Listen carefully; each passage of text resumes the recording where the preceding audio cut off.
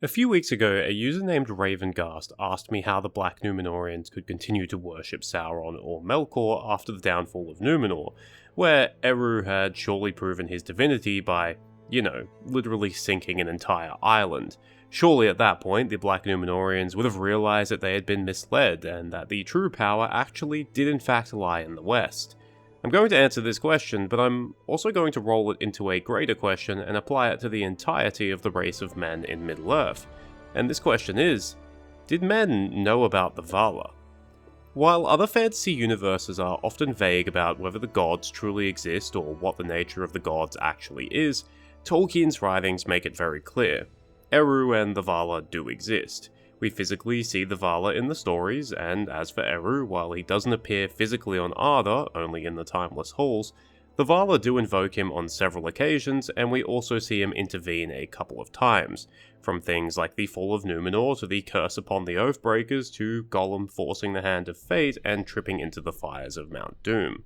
But it's important to remember that in the grand scheme of Arda, very few people actually interacted with the Valar, and as far as I'm aware, none directly with Eru. The early elves met Orome, but the majority of them didn't end up in Valinor. Those that remained behind would have had some idea of the Valar, at least some of them anyway, owing to meeting Orome, but they wouldn't have learned more until they met the Noldor who returned to Middle-earth or those who had met them. Likewise, the dwarves had knowledge of Aule because he was their patron god, and through him Eru. Ents would have known about Yavanna, and the Eagles would have known about Manwë. Men, however, were largely left in the dark. Unlike when the elves awoke, the Valar did not go rushing to their aid, and instead men were left to stumble blindly in the beginning. Morgoth took advantage of this, appeared before the earliest men, and tricked/persuaded them into worshipping him instead. Some men, the ancestors of the Edain, repented and fled west, but by the time they reached Beleriand, all they knew was that there was a light in the west, and according to their earliest tales, they did presume the existence of some being like Eru, they just didn't understand him. They may have learned of the light in the west from the Avari, who they did interact with, but like the Avari and other elves who remained behind, they would not have gotten the full picture of the Valar until they met those who had met them. Two of the Edain, who rather ironically ended up being counted amongst the elves, did meet the Valar, Tuor and Earendil. These men were considered heroes in Numenor, and thus in Numenor the existence of the Valar and Eru was taken as fact. Even when Sauron corrupted the Numenoreans into Melkor worship, they still did acknowledge the existence of the Valar. That was undeniable to them. What did change was how the Numenoreans viewed Eru. Sauron managed to convince them that Eru was just a lie made up by the Valar to cover for the fact that they had imprisoned the greatest among them, the being truly worthy of worship, the one that could grant them eternal life, Melkor. As for the Black Numenoreans who survived Numenor's fall, well, they probably just assumed that the Valar were responsible instead of Eru. This raises the question as to why they would continue to worship either Sauron or Melkor, considering that the Valar had just demonstrated greater power. One simple answer would be that the Valar literally just destroyed their homeland, and therefore are enemies not to be worshipped. The other possibility is that they became insincere atheists. Tolkien uses this term to describe Sauron. The meaning is that, like Sauron, the Black Numenoreans knew of the existence of the Valar or even Eru, but simply chose to ignore it. The reasons for this are plenty. One is the aforementioned "you just destroyed my island" vendetta. Another is that the Black Numenoreans, whose grip on power might now be tenuous considering they've just lost the support of the vast empire that backed them, figured that repenting would be a bad idea as they would lose Sauron's support. Another reason is that they could have just been genuinely true believers in Melkor or Sauron.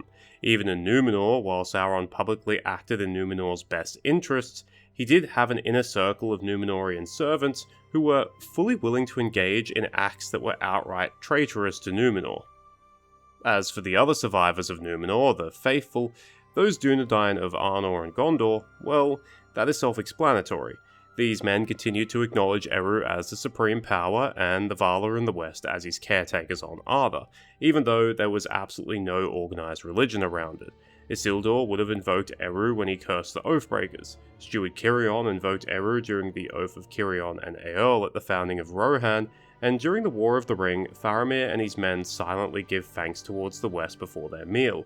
At the very least, among the learned men of Gondor, the existence of the Valar and Eru was widely known and indisputable.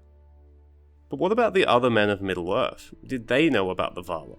Well, this is where it gets tricky.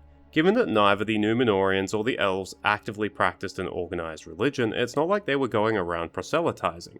As such, we know the people such as the Men of Bree or the Hobbits of the Shire, who lived in proximity to them or even as direct subjects, either didn't seem to know about the Valar or at the very least knew very little about them. The only reason someone like Frodo knew of at least some of the Valar was because he was well versed in lore thanks to Bilbo. They were very much outliers compared to the insular hobbits and the Men of Bree. That said, it's not unlikely that mention of the Valar, or at least some aspects of the West, didn't bleed into Numenorean interactions with lesser men, even if it didn't become common knowledge. Remember, before the Numenoreans started sliding into the shadow, they did teach the native men who lived along the coasts of Middle-earth many important lessons, mostly practical, and we're told that during these years, these men cast off their fear of the dark. Thus, these lessons may have included informing them about the light in the West, and perhaps some of these lessons survived the ages, if a little altered, amongst different peoples and cultures. One example of a people who benefited from this might be the Northmen and their Rohirrim descendants. They were related to the ancestors of the Edain, so they may have already had some rudimentary knowledge about the Valar in the earlier ages. However, through exposure to the Numenoreans and their Dúnedain descendants, it's fairly likely that the Rohirrim gained a more complete picture of the Valar and Eru. We don't know the exact specifics of the Rohirrim's knowledge of the Valar, but for example, we do know that they primarily venerated Orome, the hunter, whom they called Bema. This was because of his association with horses. Knowledge about the Valar might not have just come from the Numenoreans. The native men of Middle-earth did sometimes have interactions with the elves who dwelt in Lindon, and may have learned more from them. Other men might have also had interactions with the Avari or the dwarves, which also yielded some possible details about the Valar.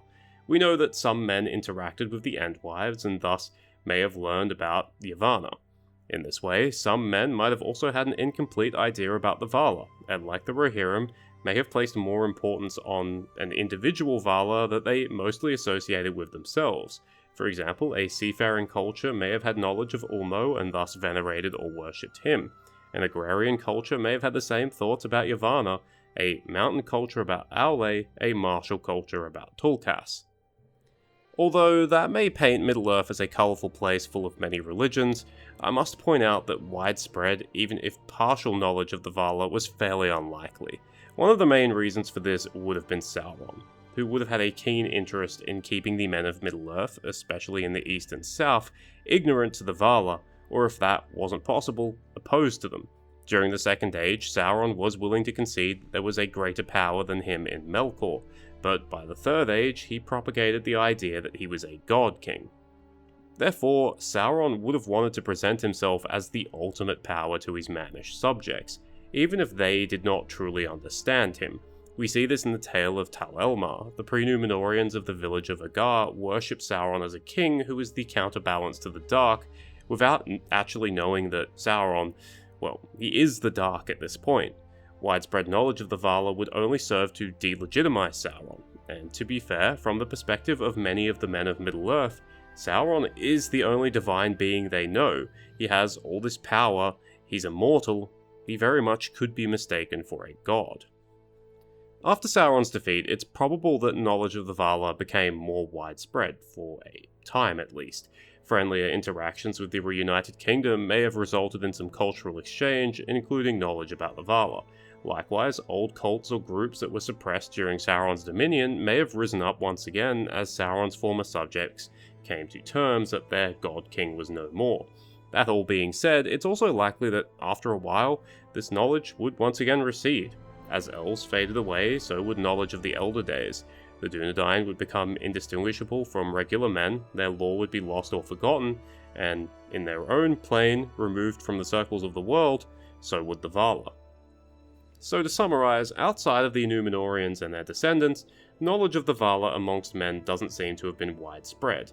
Those groups who interacted with the Numenoreans, or with other groups such as the elves or dwarves or even their Entwives, may have at least learned some things, but probably not to the point where the average man could tell you anything useful. Unfortunately, most men would have been either entirely ignorant to the Valar, either due to simply never being exposed to anything about them, or thanks to Sauron's efforts. And some men who did know about the Valar would have been opposed to them, thanks to Sauron's machinations. Thank you for watching, I hope you enjoyed it or at least found it interesting. Shout out to Ravengast to at least partially coming up with the idea of this video. I hope it answered your questions about why the Black Numenoreans probably didn't repent, despite seeing the undeniable power of Eru and the Valar. Cheers, farewell, and remember, the Valar didn't become mainstream because they had poor social media game.